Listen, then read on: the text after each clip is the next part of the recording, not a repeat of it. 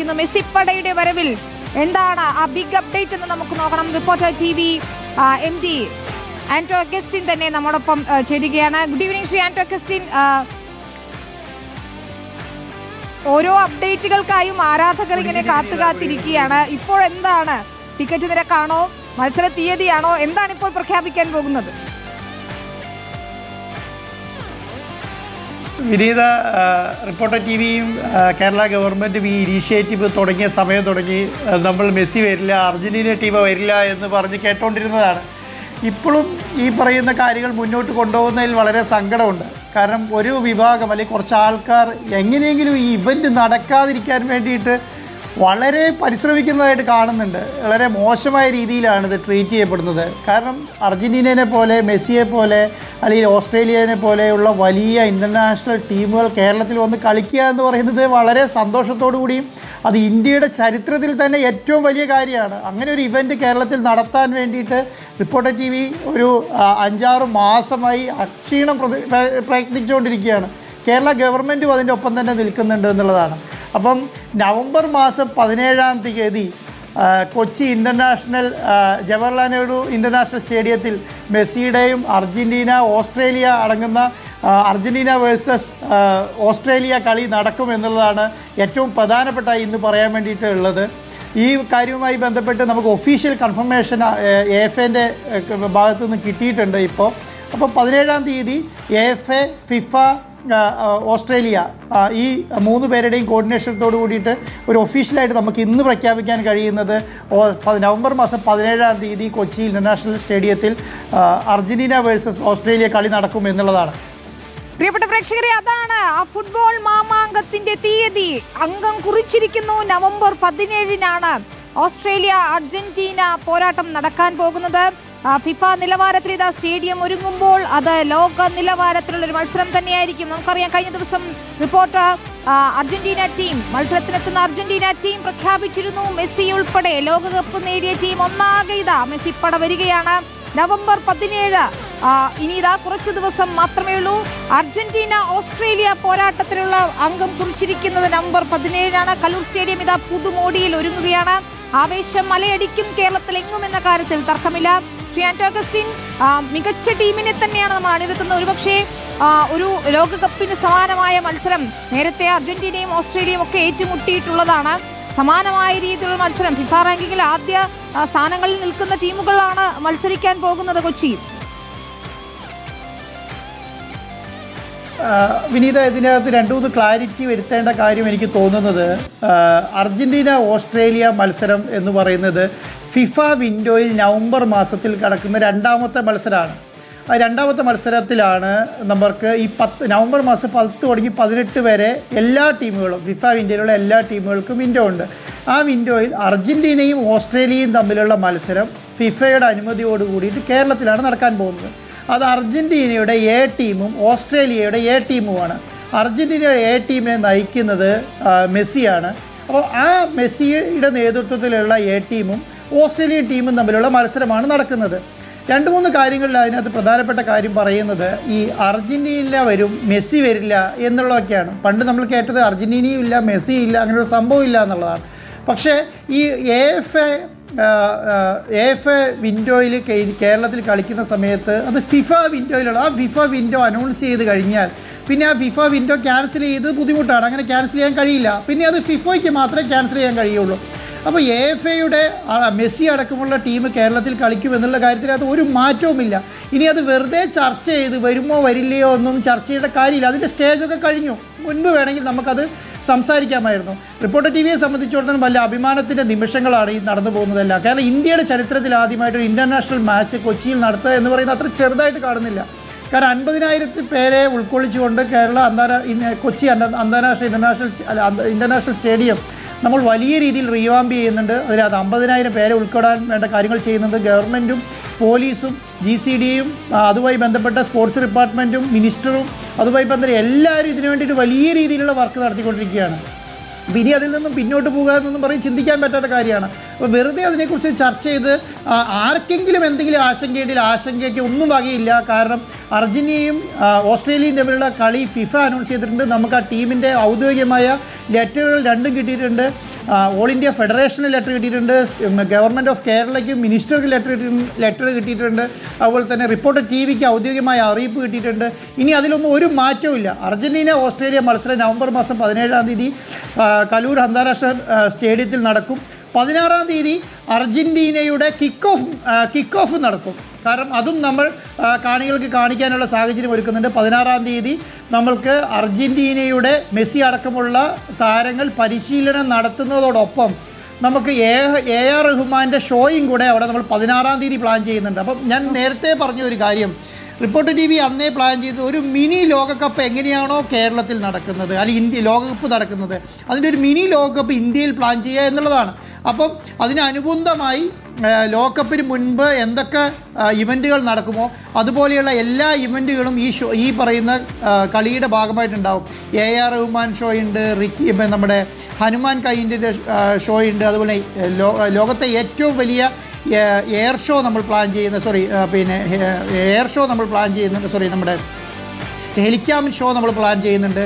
അതുപോലെ തന്നെ വിവിധ കലാപരിപാടികൾ നമ്മൾ പ്ലാൻ ചെയ്യുന്നുണ്ട്. അപ്പം വലിയ രീതിയിലുള്ള ഒരു മിനി ലോകകപ്പ് എങ്ങനെ നടക്കുന്നു അതുപോലെയുള്ള വലിയ പ്ലാനിങ് ആണ് ഇപ്പോൾ നടക്കുന്നത്. അപ്പോൾ 16-ാം തീയതിയും 17-ാം തീയതിയും നമുക്ക് മെസ്സി അടക്കമുള്ള അർജന്റീന താരങ്ങളെയും ഓസ്ട്രേലിയ താരങ്ങളെയും കാണാനുള്ള വേദി നമ്മൾ കലൂർ അന്താരാഷ്ട്ര സ്റ്റേഡിയത്തിൽ ഒരുക്കുന്നുണ്ട്. അതുമായി ബന്ധപ്പെട്ട കാര്യം കുറച്ചും കൂടി ഇതുമായി ബന്ധപ്പെട്ട കാര്യങ്ങളിൽ അപ്ഡേഷൻ കുറച്ചും കൂടെ കഴിഞ്ഞാൽ തരാം. അപ്പോൾ ടിക്കറ്റ് സെയിൽസുമായി ബന്ധപ്പെട്ട കാര്യങ്ങളെക്കുറിച്ച് ചോദിക്കുന്ന സമയത്ത് ടിക്കറ്റിലേക്ക് കടക്കുകയാണെങ്കിൽ ടിക്കറ്റ് നമ്മൾ ഈ 18-ാം തീയതി 19-ാം തീയതിക്കുള്ളിൽ ടിക്കറ്റ് സെയിൽസ് സ്റ്റാർട്ട് ചെയ്യും.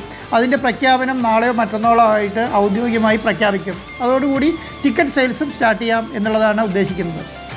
ഇതിലിപ്പോൾ ഒരു പ്രേക്ഷക കമന്റ് ചെയ്യുകയാണ്, ഇനി സംശയമുള്ളവർ അങ്ങ് മെസ്സിയെ വിളിച്ച് ചോദിക്കുമെന്ന്. ഏതാണ്ട് അതുപോലെയായിരുന്നു കഴിഞ്ഞ 2 ദിവസത്തെ പ്രചരണം. നമ്മൾ ഈ സ്റ്റേഡിയം നവീകരണത്തിന്റെ വാർത്തകളൊക്കെ പുറത്തു വിടുമ്പോൾ അപ്പോഴും ഈ കുപ്രചരണങ്ങൾ നടക്കുന്നതെന്നാണ്. എല്ലാവരുടെയും സംശയം ഇപ്പോൾ തീർന്നു കാണുമല്ലോ. നവംബർ 17-ന് ഇതാ മെസ്സിപ്പട കേരളത്തിലേക്ക് എത്തുകയാണ്. ശ്രീ ആന്റോ അഗസ്റ്റിൻ, ടിക്കറ്റ് വിൽപ്പന തുടങ്ങാൻ പോകുന്നു എന്ന് പറഞ്ഞപ്പോൾ തന്നെ തുടങ്ങിയിട്ടുണ്ട്. എന്താണ് ടിക്കറ്റ് നിരക്ക്, ഞങ്ങൾക്ക് എല്ലാവർക്കും കാണാൻ പറ്റില്ലേ എന്നത് ഈ ഫാൻസ് പാർക്കുകളൊക്കെ ഒരുക്കുന്നുണ്ട്. ആ രീതിയിൽ എല്ലാ ഫുട്ബോൾ പ്രേമികളെയും ഉൾക്കൊള്ളിക്കുന്ന സാധാരണക്കാർക്ക് മുഴുവൻ, ഫുട്ബോൾ ആരാധകർക്ക് മുഴുവൻ മെസ്സിയെ കാണാൻ അല്ലെങ്കിൽ അർജന്റീന ടീമിനെയും ഓസ്ട്രേലിയ ടീമിനെയും ഒക്കെ കാണാനുള്ള ഒരു അവസരം ഒരുക്കുമെന്ന കാര്യത്തിലും തർക്കമില്ലല്ലോ. വിനീത, ഞാൻ നേരത്തെ പറഞ്ഞ ഒരു കാര്യം എന്ന് പറയുന്നത്, ഓരോ രാജ്യങ്ങൾ 10,000-4,000 കോടി രൂപ സ്പെൻഡ് ചെയ്തിട്ടാണ് ഓരോ രാജ്യങ്ങൾ അന്താരാഷ്ട്ര ഈ ഫ്രണ്ട്ലി മാച്ചുകൾ നടത്താറ്. ആ രാജ്യങ്ങളുടെ ഇൻവെസ്റ്റ്മെൻറ്റ് എന്ന് പറഞ്ഞാൽ അങ്ങനെയാണ്. നമ്മുടെ രാജ്യത്തെ സംബന്ധിച്ചിടത്തോളം അത്രയും വലിയൊരു ഇൻവെസ്റ്റ്മെൻറ്റ് നടത്തി ഒരു കളി കൊണ്ടുവരിക എന്ന് പറയുന്നത് അത്ര പ്രായോഗികമായ കാര്യമല്ല. അതുകൊണ്ടാണ് സാധാരണ അങ്ങനെയുള്ള ഇൻവെസ്റ്റ്മെൻറ്റുള്ള കളികൾ കേരളത്തിലേക്ക് വരാത്തത്, അല്ലെങ്കിൽ ഇന്ത്യയിലേക്ക് വരാത്തത്. നമ്മളെ സംബന്ധിച്ചിടത്തോളം ഏകദേശം 500 കോടി രൂപയ്ക്ക് അധികം നമ്മൾ ഇൻവെസ്റ്റ് ചെയ്തിട്ടാണ് ഈ പറയുന്ന കളി കേരളത്തിലേക്ക് കൊണ്ടുവരുന്നത്. നമ്മളെ സംബന്ധിച്ചിടത്തോളം 3-4 കാര്യങ്ങളെ നമുക്ക് ചെയ്യാൻ കഴിയുള്ളൂ. ഒന്നാമത്തെ കാര്യം എന്ന് പറയുന്നത് എന്താണ്? ഒന്നാമത് സ്പോൺസർഷിപ്പിൽ നിന്ന് പണം സമാഹരിക്കുക എന്നുള്ളത്. 2 ടിക്കറ്റിൽ കൂടെ പണം സമാഹരിക്കുക എന്നുള്ളത്. നമ്മൾ വ്യസന സമയത്ത് ഒരു കാര്യം പറയാം, കേരളത്തിലെ മാധ്യമങ്ങളും കേരളത്തിലെ ഈ കുപ്രചരണത്തിന് വേണ്ടിയിട്ട് മുൻപിൽ നിൽക്കുന്ന ആൾക്കാരെല്ലാം കഷ്ടപ്പെട്ട് പ്രയത്നിച്ചതുകൊണ്ട് നമുക്ക് അതുപോലെ സ്പോൺസർഷിപ്പ് സെല്ല് ചെയ്യാൻ കഴിഞ്ഞിട്ടില്ല. കാരണം എന്തുകൊണ്ടാണ്? മെസ്സി വരില്ല എന്നുള്ളത് ഇങ്ങനെ പറഞ്ഞുകൊണ്ടിരിക്കുകയാണ്. എല്ലാ ദിവസവും വരില്ല, അല്ലെങ്കിൽ അർജന്റീന കളി നടക്കില്ല എന്നിങ്ങനെ പറഞ്ഞുകൊണ്ടിരിക്കുകയാണ്. അപ്പോൾ ഉണ്ടാകുന്ന ബുദ്ധിമുട്ട് എന്താണെന്ന് പറഞ്ഞാൽ, ഇത് ഇന്നും 30 ദിവസം അപ്പുറം മെസ്സി പോലെ, അർജന്റീന പോലെ, ഓസ്ട്രേലിയ പോലെ ഒരു ഇൻ്റർനാഷണൽ ടീം കളിക്കാൻ വരുന്ന സമയത്ത് ഇന്ന് നമ്മൾ പറയേണ്ട ഒരു ഗതികേടിലേക്ക് വരികയാണ്. എന്താണ്? കേരളത്തിൽ അർജന്റീന കളിക്കുമെന്നുള്ളത്. അപ്പം ഒരു സ്പോൺസർഷിപ്പ് എടുക്കുന്ന ആൾക്കാരെ സംബന്ധിച്ചിടത്തോളം വരില്ലയോ ഇല്ലയോ എന്നുള്ള ആകാംക്ഷ ഉണ്ടാവുമല്ലോ. ആകാംക്ഷ ദൂരീകരിക്കേണ്ട പണികളാണ് നമ്മൾ ഇപ്പോൾ നടത്തിക്കൊണ്ടിരിക്കുന്നത്. ഒന്ന് ആലോചിച്ച് നോക്കിക്കേ, കേരളം പോലൊരു സ്ഥലത്ത് ഇതുപോലൊരു മത്സരം നടത്തുന്ന സമയത്ത് എത്രയോ ആവേശത്തോടു കൂടി, ആരവത്തോടു കൂടി ഇതിനെ കൈകാര്യം ചെയ്യണം. ആരാധകരെല്ലാം വളരെ ആവേശത്തോടു കൂടിയും മെസ്സിയെ വരവേൽക്കാനുള്ള എല്ലാ കാര്യങ്ങളും ചെയ്യുന്നുണ്ട്. പക്ഷേ ചില മാധ്യമങ്ങൾ വെറുതെ വ്യാജ വാർത്തകൾ പടച്ചുകിടിയാണ്. ഈ വ്യാജ വാർത്തയുടെ ഭാഗമായിട്ട് നമുക്ക് എങ്ങനെ കൈകാര്യം ചെയ്യാൻ പറ്റും? 1 കോടിയുടെ ടിക്കറ്റ്, 50 ലക്ഷം രൂപയുടെ ടിക്കറ്റ്, അതുപോലെ തന്നെ വരില്ല. അർജൻറ്റീന മാധ്യമം ഇങ്ങനെ പറഞ്ഞിരിക്കുന്നു, അർജൻറ്റീന മാധ്യമം അങ്ങനെ പറഞ്ഞിരിക്കുന്നു. ഇതിനൊക്കെ ഞാൻ ഇന്ന് അർജൻറ്റീനയുടെ പ്രസിഡന്റിന് ഒരു മെസ്സേജ് അയച്ചു. ഇവിടുത്തെ വാർത്തകൾ കണ്ടിട്ട് നമുക്ക് ഇനി ആർക്കെങ്കിലും ഇനി അവർക്കറിയാത്ത കാര്യങ്ങൾ കേരളത്തിലെ മാധ്യമങ്ങൾക്ക് അറിയുമെന്നറിയില്ലല്ലോ. അപ്പോൾ അയച്ചപ്പോൾ പറഞ്ഞു, ഞങ്ങൾക്കറിയില്ല, നിങ്ങളുടെ രാജ്യത്തെ മാധ്യമങ്ങളാണ് ഇതൊക്കെ കുത്തിപ്പൊക്കുന്നതെന്നാണ് എന്നോട് അദ്ദേഹം പറഞ്ഞു. ഒന്ന് ആലോചിച്ച് നോക്കിയാൽ നമ്മുടെ ഒരു ഗതികേട്. കേരളത്തെ കാര്യങ്ങൾ അവിടെ വിളിച്ച് പറയേണ്ട അവസ്ഥയാണ്. കാരണം നമ്മുടെ മാധ്യമധർമ്മം എന്താണെന്ന് നമ്മൾ തന്നെ പഠിപ്പിക്കേണ്ട ഒരു അവസ്ഥ വരുന്നു എന്നുള്ളതാണ്. കേരളത്തിൻ്റെ ചരിത്രത്തിലാദ്യമായി, ഇന്ത്യയുടെ ചരിത്രത്തിലാദ്യമായി ഇത്രയധികം വലിയൊരു ഇവൻറ്റ് നടക്കാൻ പോകുന്നത് ഇന്ത്യ കണ്ട ചരിത്രത്തിൽ ഞാൻ വിചാരിക്കുന്നു ഇന്ത്യ കണ്ടതിലെ ഏറ്റവും വലിയ ഇവൻ്റാണ്. ആ ഇവൻറ്റിനെ എങ്ങനെയാണ് നമ്മൾ കൈകാര്യം ചെയ്യുന്നത് എന്നുള്ളതാണ്, നമ്മുടെ മാധ്യമങ്ങൾ എങ്ങനെയാണ് കൈകാര്യം ചെയ്യുന്നത്. ഞാൻ ആലോചിക്കുകയായിരുന്നു, ഈ മാധ്യമങ്ങൾ തമ്മിലുള്ള മത്സരങ്ങളൊക്കെ നടത്താം, പക്ഷെ പല വാർത്തകളും ഞാൻ ശ്രദ്ധിച്ച കാര്യമാണ്, പല വാർത്തകളും മാധ്യമങ്ങൾ ടെലികാസ്റ്റ് ചെയ്യുന്നില്ല. എന്താ ടെലികാസ്റ്റ് ചെയ്യാത്തതിന് കാരണം? ഈ റിപ്പോർട്ടർ TV നടത്തുന്ന പരിപാടിയായിട്ട് ഇതിനെ കണക്കാക്കുകയാണ്. ഇത് റിപ്പോർട്ടർ TV നടത്തുന്ന പരിപാടിയല്ല, ഇത് ഗവൺമെൻറ് ഓഫ് കേരളയുടെ അവരുടെ ഇനിഷ്യേറ്റീവിടെ അവരെ ക്ഷണം സ്വീകരിച്ച് അർജൻറ്റീന ഫുട്ബോൾ അസോസിയേഷനും ഓസ്ട്രേലിയ ഫുട്ബോൾ അസോസിയേഷനും ഫിഫയുടെ അനുമതിയോടുകൂടി അവരെ ഫ്രണ്ട്ലി മാച്ച് ഇന്ത്യയിൽ കളിക്കുകയാണ്, കേരളത്തിൽ കളിക്കുകയാണ്. അപ്പോൾ അത് റിപ്പോർട്ട് ചെയ്യുന്നില്ല. അത് റിപ്പോർട്ട് ചെയ്താൽ എന്തോ കുറവ് പോലെയാണ്. അപ്പോൾ ഈ കേരളത്തോട് ഇവരുടെയൊക്കെ കമ്മിറ്റ്മെൻറ്റ് എന്താ? ഏത് രീതിയിലാണ് ഈ കമ്മിറ്റ്മെൻറ്റ് ഇവർ കയ്യിൽ വെച്ചിരിക്കുന്നത്? എങ്ങനെയാണ്? കേരളത്തിലെ ആരാധകരോട് ഭയങ്കര സ്നേഹമുണ്ട്, സ്പോർട്സ് വളരണമെന്ന് ആഗ്രഹിക്കുന്ന കേരളത്തിലെ മാധ്യമങ്ങൾ ഇങ്ങനെയാണ് പെരുമാറേണ്ടത്? അങ്ങനെയല്ല പെരുമാറേണ്ടത്. മാധ്യമം മര്യാദയോടുകൂടിയും കേരളത്തിലെ ജനങ്ങൾക്ക് ഏതൊക്കെ രീതിയിലാണ് കേരളം വളരാൻ പോകുന്നത്? സ്പോർട്സിൻ്റെ കാര്യത്തിൽ, ടൂറിസത്തിൻ്റെ കാര്യത്തിൽ, എല്ലാ കാര്യങ്ങളിലും വളരില്ലേ? കേരളത്തിലേക്ക് ലക്ഷക്കണക്കിന് ആൾക്കാരുടെ ഒഴുക്കുണ്ടാവില്ലേ? കേരളത്തിൽ ഇന്ന് ഈ സമയത്ത് ഈ 15, 16, 17 തീയതികളിൽ കൊച്ചിയിലുള്ള ഒരു ഹോട്ടലുകൾ അവൈലബിൾ അല്ല, എല്ലാം സോൾഡ് ഔട്ടാണ്, എല്ലാ ഹോട്ടലുകളും സോൾഡ് ഔട്ടാണ്. ഇതൊക്കെ ജനങ്ങൾക്ക് ഉപകാരം ഉണ്ടാവില്ലേ? എത്രയോ കച്ചവടം കൂടും നമ്മുടെ രാജ്യത്ത്. ഇതെന്താ കേരളത്തിലെ മാധ്യമങ്ങൾ മനസ്സിലാക്കാത്തത്? ഇത് മനസ്സിലാക്കി ഇതിനെ സപ്പോർട്ട് ചെയ്ത് വാർത്തകൾ ചെയ്യുകയല്ലേ വേണ്ടത്?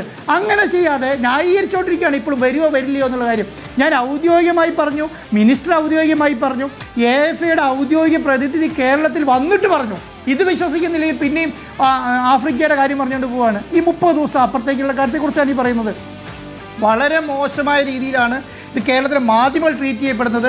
ഞാൻ വിചാരിക്കുന്നില്ല കേരളത്തിലെ മാധ്യമങ്ങൾക്ക് ഇത് ഒരു പരിധിക്ക് അപ്പുറം പിടിച്ചു നിർത്താൻ കഴിയുമെന്നുള്ള കാര്യം. കാരണം ജനങ്ങളുടെ ആരാധകർ അങ്ങനെയാണ്. ആരാധകരെ ആരാധകർ ഈ മെസ്സിയുടെ വരവിനെ ട്രീറ്റ് ചെയ്യുന്ന കേരളത്തിലെ ജനങ്ങൾ ഒന്നടങ്കം ഏറ്റെടുത്തിരിക്കുകയാണ് ഈ കാര്യത്തെ. അപ്പോൾ വലിയ രീതിയിൽ ആഘോഷം. ഞാൻ പറഞ്ഞതിന് ഭരണപക്ഷ പ്രതിപക്ഷ കക്ഷികളൊന്നും ഇല്ല എന്നുള്ളതാണ് എൻ്റെ അഭിപ്രായം. എല്ലാവരും ഒറ്റക്കെട്ടായിട്ട് ഇതിനെ കൈകാര്യം ചെയ്യുകയും എടുത്ത് മുന്നോട്ട് പോവുകയും ഈ അവസരത്തെ ഉപയോഗിക്കുകയും വേണം. കാരണം വരും തലമുറയ്ക്കുള്ള ഒരു എന്താ പറയുക, അവർക്ക് വേണ്ടിയൊരു നീക്കിയിരിപ്പാണ് നമ്മളുടെ ലൈഫിൽ. ഞാൻ വിചാരിക്കുന്നില്ല എൻ്റെ ലൈഫിൽ ചിലപ്പോൾ ഇതിനേക്കാൾ വലിയൊരു ഇവൻറ്റ് കൊച്ചിയിൽ കൊണ്ട് നടത്താൻ കഴിയുമെന്നുള്ള കാര്യം. കാരണം അത്രയും വലിയൊരു ഇനിഷ്യേറ്റീവ് നമ്മുടെ ബലം കണ്ട് മുന്നോട്ട് പോവുക എന്നുള്ളതാണ്. അപ്പോൾ അതിനനുസരിച്ച് കേരളത്തിലെ മാധ്യമങ്ങളും എല്ലാവരും സപ്പോർട്ട് ചെയ്യുകയാണെങ്കിൽ അത് വലിയ ഇവൻ്റായി മാറും. അത് റിപ്പോർട്ടർ TVക്ക് വേണ്ടിയിട്ടോ അല്ലെങ്കിൽ കേരള സർക്കാരിന് വേണ്ടിയിട്ടല്ല, കേരളത്തിലെ ജനങ്ങളോട് അവർക്കൊരു പ്രതിബദ്ധതയുണ്ട്. കേരളത്തിലെ സ്പോർട്സ് നന്നാവണമെന്ന് അവർക്ക് ആഗ്രഹമുണ്ടെങ്കിൽ, അവർക്ക് എന്താണ് പറയുക, ടൂറിസം നന്നാവണമെന്ന് ആഗ്രഹമുണ്ടെങ്കിൽ ആദ്യം ചെയ്യേണ്ടതാണ് ഈ വാർത്തകൾ ടെലികാസ്റ്റ് ചെയ്യും, ഇത് ജനങ്ങളിലേക്ക് എത്തിക്കുകയാണ് വേണ്ടത്. അതോടുകൂടി ഇതിനെ വലിയ ഇവൻ്റായിട്ട് കാണും. ഇപ്പോഴും വരില്ല എന്ന് പറഞ്ഞാൽ എന്നെ വിശ്വസിച്ച് നിങ്ങൾ പറയൂ, അല്ലെങ്കിൽ കേരള സർക്കാരിനെ വിശ്വസിച്ച് പറയൂ, അല്ലെങ്കിൽ അറ്റ്ലീസ്റ്റ് അർജൻറ്റീനയിലെങ്കിലും വിശ്വസിക്കുക. അവർ തന്നെ പറഞ്ഞു, അവരെ ഒഫീഷ്യൽ പേജിൽ അവർ അനൗൺസ് ചെയ്ത് കഴിഞ്ഞു ഞങ്ങൾ കേരളത്തിൽ വന്ന് കളിക്കാൻ പോവുകയാണെന്ന്. അതിനപ്പുറം ഇനി എന്താണ് വേണ്ടത്? എന്നിട്ട് ചർച്ച ചെയ്തുകൊണ്ടിരിക്കുകയാണ്. അവർ പറയാത്ത കാര്യങ്ങളാണ് കേരളത്തിൽ ചർച്ച ചെയ്യുന്നത്. ഒരടിസ്ഥാനമില്ലാത്ത വാർത്തകളാണ് ഇപ്പോൾ വന്നുകൊണ്ടിരിക്കുന്നത്. ടിക്കറ്റിൻ്റെ കാര്യത്തിലാണെങ്കിലും ഒരു അടിസ്ഥാനമില്ലാത്ത വാർത്തകളാണ്. അതുപോലെ തന്നെയാണ് അർജൻറ്റീന ആഫ്രിക്കയിൽ കളിക്കാൻ പോകുന്നു എന്നുള്ള കാര്യത്തിനകത്തും ഒരടിസ്ഥാനമില്ലാത്ത വാർത്തകളാണ് വരുന്നത്. 100% നമുക്ക് ഉറപ്പിക്കാം ഈ കളികൾ മുന്നോട്ട് കേരളത്തിൽ നടക്കും എന്നുള്ള കാര്യത്തെക്കുറിച്ച്. കേരളത്തിലൊരു നല്ല സ്റ്റേഡിയം ഇല്ല എന്ന് അർജന്റീന ഫുട്ബോൾ അസോസിയേഷന് മെയിൽ അയച്ചവർക്കുള്ള ഒരു മറുപടി 30 ദിവസത്തിനകം കാണാം അല്ലേ ആന്റോ അഗസ്റ്റിൻ? കൊച്ചി സ്റ്റേഡിയം നവീകരിക്കും എന്നുള്ള കാര്യം ഞാൻ ഫസ്റ്റ് ഈ കോൺട്രവേഴ്സി ഉണ്ടാക്കിയ സമയത്ത് എന്നോട് ചോദിച്ചതാണ്. കൊച്ചി സ്റ്റേഡിയം ഇല്ലല്ലോ, നമുക്ക് തിരുവനന്തപുരം സ്റ്റേഡിയം ഇല്ലല്ലോ, നമുക്ക് കളിക്കാൻ സംവിധാനമില്ലല്ലോ എന്ന്. അപ്പം ഞാൻ അന്ന് പറഞ്ഞ ഒരു കാര്യം, അത് ആ സമയത്ത് നിങ്ങൾക്ക് പണിയാൻ കഴിയത്തില്ല, റിപ്പോർട്ടർ TVയിൽ ഏൽപ്പിച്ചോളൂ, ഞങ്ങളത് പണിതോളാം എന്നുള്ളതാണ്. പക്ഷേ എന്താണ്, ഇപ്പോൾ നമ്മൾ കഴിഞ്ഞ 2 ദിവസം മുൻപ് കൊച്ചി ഇൻ്റർനാഷണൽ സ്റ്റേഡിയത്തിന് പണി ഏറ്റെടുത്ത് 12,000-ലധികം പണിക്കാർ പണിയെടുത്ത് വലിയ രീതിയിലുള്ള മൂവ്മെൻറ്റാണ് അവിടെ നടന്നുകൊണ്ടിരിക്കുന്നത്. 10-30 ദിവസത്തിനുള്ളിൽ സ്റ്റേഡിയം റീവാമ്പ് ചെയ്യുക എന്ന് പറഞ്ഞാൽ ചെറിയ കാര്യമല്ല. അത്രയധികം 10-70 കോടി രൂപയിലധികം മുടക്കി കൊച്ചി ഇൻ്റർനാഷണൽ സ്റ്റേഡിയം നമ്മൾ റീവാമ്പ് ചെയ്യുന്നുണ്ട്.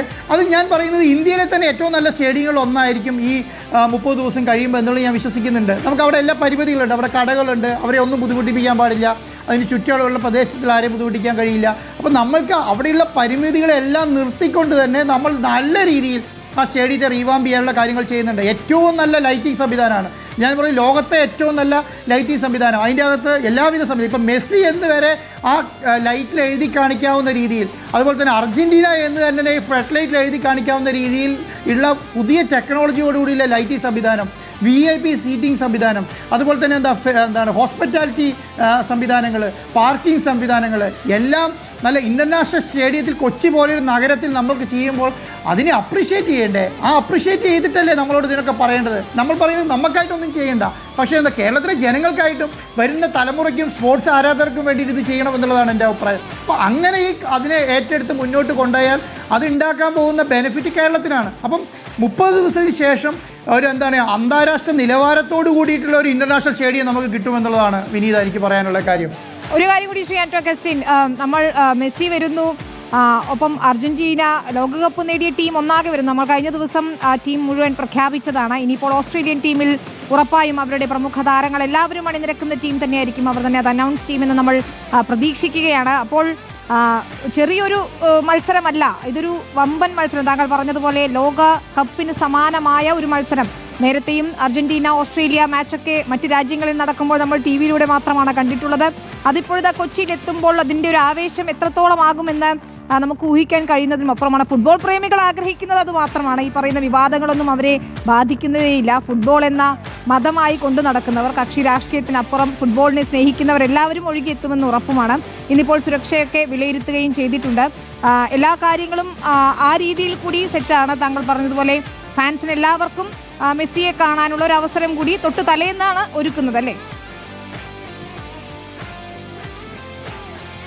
ഇപ്പം നമുക്ക് 30 ദിവസം സമയമുണ്ട് വിനീത. ഇപ്പോൾ കുറച്ച് നമുക്ക് ഇന്ന് 14-ാം തീയതിയാണ് സമയം, അല്ലേ? ഇന്ന് 13-ാം തീയതിയാണ് ഡേറ്റ്. കറക്റ്റ് നമുക്ക് 1 മാസവും 2 ദിവസമാണ് നമ്മളെ സംബന്ധിച്ചിടത്തോളം അർജന്റീന ഇവിടേക്ക് എത്താനുള്ള സമയമുള്ളത്.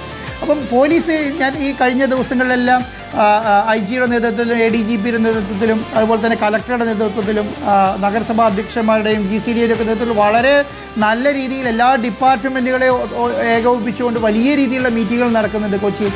ആ മീറ്റിങ്ങുകളിലെല്ലാം വളരെ പോസിറ്റീവായിട്ടാണ് ഉദ്യോഗസ്ഥന്മാരാണെങ്കിലും എല്ലാവരും നിലപാട് സ്വീകരിക്കുന്നതും മുന്നോട്ട് പോകുന്നതും. അത് നമുക്കുണ്ടാക്കുന്ന ഒരു ആത്മവിശ്വാസം ചെറുതല്ല. അപ്പം അത് സുരക്ഷ ഒരുക്കുക എന്ന് പറയുന്നത് നമ്മളെ സംബന്ധിച്ചിടത്തോളം, കേരള പോലീസിനെ സംബന്ധിച്ചിടത്തോളം അതിനുള്ള സാഹചര്യങ്ങളൊക്കെ അവർ ചെയ്യുന്നുണ്ട്. അപ്പോൾ എല്ലാവർക്കും പരമാവധി കാണാൻ കഴിയുന്ന എല്ലാവരെയും ഉൾക്കൊള്ളാൻ കഴിയുന്ന രീതിയിൽ ചെയ്യാൻ കഴിയുന്ന നമ്മുടെ സ്ഥലപരിമിതി നമ്മൾക്കറിയാം. ഈ സ്ഥലപരിമിതിയിൽ നിന്നും അപകടങ്ങളൊന്നും ഇല്ലാതെ ചെയ്യേണ്ടതാണ് നമ്മുടെ ഏറ്റവും വലിയ ഉത്തരവാദിത്വം. ആ ഉത്തരവാദിത്തോട് ചെയ്യാൻ കഴിയുന്ന കാര്യങ്ങളെല്ലാം തന്നെ ചെയ്യും എന്നുള്ളതാണ്. അപ്പോൾ നമുക്ക് എവിടെയൊക്കെ കാണാൻ കഴിയും, എവിടെയൊക്കെ മെസ്സിനെ കാണാൻ കഴിയും, എവിടെ ഏത് രീതിയിലൊക്കെ റൂട്ട് കൊണ്ടുവരണം, എങ്ങനെ ഏത് രീതിയിലാണ് നമ്മൾ ഫാൻ പാർക്കുകൾ സെറ്റ് ചെയ്യേണ്ടത്, എല്ലാ കാര്യങ്ങളും നമ്മൾ ചെയ്യുന്നുണ്ട്. അപ്പോൾ അതുമായി ബന്ധപ്പെട്ട കാര്യങ്ങളിലെല്ലാം നമ്മളെ സംബന്ധിച്ചിടത്തോളം വലിയ രീതിയിലുള്ള പ്ലാനിങ് നടക്കുന്നുണ്ട്. പോലീസിൻ്റെ ഭാഗത്തു നിന്നാണെങ്കിലും ഗവൺമെൻറ്റിൻ്റെ ഭാഗത്താണെങ്കിലും മിനിസ്റ്ററൊക്കെ അതുമായി ബന്ധപ്പെട്ട കാര്യങ്ങളിൽ വളരെ ആത്മവിശ്വാസത്തോടു കൂടിയും അതുമായി ബന്ധപ്പെട്ട കാര്യങ്ങൾ മുഖ്യമന്ത്രിയുടെ നേതൃത്വത്തിലൊക്കെ നടക്കുന്നുണ്ട്. അപ്പം ഇതിനെ ഗവൺമെൻറ്റും പോലീസും എല്ലാ ഡിപ്പാർട്ട്മെൻറ്റുകളും അത്ര വലിയതായിട്ട് തന്നെയാണ് കാണുന്നത്. അപ്പോൾ അതിനെ അത്ര വലുതായി കാണുമ്പോൾ അത് വലിയ രീതിയിൽ ജനങ്ങൾക്ക് ഗുണമുണ്ടാവണമല്ലോ. ഒരു ഫുട്ബോൾ കളി വന്നതുകൊണ്ട് എന്ത് സംഭവിച്ചു എന്ത് നടന്നു എന്നുള്ളതല്ലല്ലോ. ഇതുകൊണ്ട് ജനങ്ങൾക്ക് പോരണം, ഭാവി തലമുറയ്ക്ക് ഗുണമുണ്ടാവണം. ഇതുപോലെയുള്ള ഇൻ്റർനാഷണൽ മത്സരങ്ങൾ കേരളത്തിൽ വരണം. വന്നാൽ എന്താണ് സംഭവിക്കുക? വന്നാൽ ഈ നമ്മുടെ എക്കണോമി, സ്പോർട്സ് എക്കണോമി വളരും. കാരണം ഞാൻ ഇന്നാൾ പറയുന്നുണ്ട്, പല രാജ്യങ്ങളിലും പല സ്ഥലങ്ങളിലും സ്പോർട്സ് കൊണ്ടാണ് ആ രാജ്യം റൺ ചെയ്യുന്നത്. ഞാൻ ഇപ്പോൾ പറയുന്നത് അർജൻറ്റീന, അവരെ ഏറ്റവും വലിയ വരുമാനം സ്പോർട്സാണ്. അതിനേക്കാളും വലിയ വരുമാനം നമ്മൾക്ക് ഉണ്ടാക്കാൻ കഴിയും. കാരണം നമ്മുടെ സ്പോർട്സിന് 30% മേലെ ആരാധനയുള്ള സ്ഥലങ്ങൾ വളരെ കുറവാണ്. ആ സ്ഥലങ്ങളെല്ലാം സ്പോർട്സിന് റവന്യൂ ഉണ്ടാക്കുന്നുണ്ട്. നമ്മുടെ സംസ്ഥാനത്തിൻ്റെ ബെനിഫിറ്റ് എന്താ? 30%-ലധികം സ്പോർട്സിൽ ആരാധകരുള്ള സ്ഥലത്ത് നമുക്ക് റവന്യൂ ഉണ്ടാക്കാൻ കഴിയുന്നില്ല. ആ റവന്യൂ ഉണ്ടാക്കാൻ കഴിയുന്നതിൻ്റെ ഒരു ഫസ്റ്റ് പടി എന്നുള്ള നിലയ്ക്കാണ് ഞാനിത് കാണുന്നത്. നമുക്ക് സ്പോർട്സും അതുപോലെ ടൂറിസവും വലിയ രീതിയിൽ എക്കണോമിക്ക് ഗുണം ചെയ്യുന്നതാണ്. ഈ രണ്ടും സംവിധാനവും നമുക്ക് വലിയ രീതിയിൽ അതിൻ്റെ ഒരു തുടക്കമായിരിക്കും. അപ്പോൾ ഞാനത് നേരത്തെ പറയുന്നത് ആഫ്റ്റർ 2025 നവംബറിന് ശേഷവും നവംബറിന് മുൻപും എന്നുള്ള രീതിയിൽ സ്പോർട്സ് കേരളത്തിൽ മാറും എന്നുള്ളതാണ് ഞാൻ വിശ്വസിക്കുന്നത്. അതുതന്നെയാണ് ഞാൻ സംസാരിക്കുന്ന എല്ലാവരും പറയുന്നതും. അപ്പോൾ അപ്പോൾ വലിയ രീതിയിലുള്ള മാറ്റം കേരളത്തിൽ ഉണ്ടാക്കും. അതിനുള്ള ഗുണങ്ങളാണ് ഇതുകൊണ്ട് ഉണ്ടാവേണ്ടതും. അത് മനസ്സിലാക്കി എല്ലാവരും പ്രവർത്തിക്കുക എന്നുള്ളതാണ്, പ്രത്യേകിച്ച് കേരളത്തിലെ മാധ്യമങ്ങൾ എന്നുള്ളതാണ് ഞാൻ പറയുന്നത്. ശരി, വളരെ നന്ദി. Shri Anto Augustine, reporter TV MD ആണ്. മത്സര തീയതി ഇപ്പോൾ പ്രഖ്യാപിച്ചിരിക്കുന്നത്. എന്തായാലും ഫുട്ബോൾ ആരാധകർ റിപ്പോർട്ടറിനൊപ്പമുണ്ട്, കേരള സർക്കാരിനൊപ്പമുണ്ട് എന്ന് തന്നെയാണ് നമുക്ക് ഈ കമന്റുകളിൽ നിന്നും ആരാധകരുടെ പ്രതികരണങ്ങളിൽ നിന്നുമൊക്കെ മനസ്സിലാക്കാൻ കഴിയുന്നത്. വളരെയധികം നന്ദി ഇപ്പോൾ റിപ്പോർട്ടറൊപ്പം സംസാരിച്ചതിന്. മത്സര തീയതി പ്രഖ്യാപിച്ചതിന്. നവംബർ 17-നാണ് ഓസ്ട്രേലിയ അർജന്റീന പോരാട്ടം കലൂർ അന്താരാഷ്ട്ര സ്റ്റേഡിയത്തിൽ നടക്കാൻ പോകുന്നത്. ഔദ്യോഗിക പ്രഖ്യാപനമായിരിക്കുന്നു. ടിക്കറ്റ് നിരക്കുകൾ ഉടൻ പ്രഖ്യാപിക്കും. ടിക്കറ്റ് വിൽപ്പന ഈ മാസം തന്നെ തുടങ്ങുകയും ചെയ്യും. ഏതായാലും നവംബർ 17 ലോകമാകെ ഉറ്റുനോക്കുന്ന ഒരു മത്സരം കലൂർ സ്റ്റേഡിയത്തിൽ അഭിമാനത്തോടെ നമുക്ക് അവതരിപ്പിക്കാൻ കഴിയുകയാണ്. മെസ്സി പട എത്തുകയാണ്. ഒപ്പം ഓസ്ട്രേലിയ എന്ന വമ്പൻ ടീമാണ് എതിരാളികളായി എത്തുന്നത്. ലോകകപ്പ് നേടിയ അർജന്റീന ടീം ഒന്നാകെ കൊച്ചി കലൂർ സ്റ്റേഡിയത്തിൽ കളിക്കാൻ എത്തുകയും ചെയ്യും.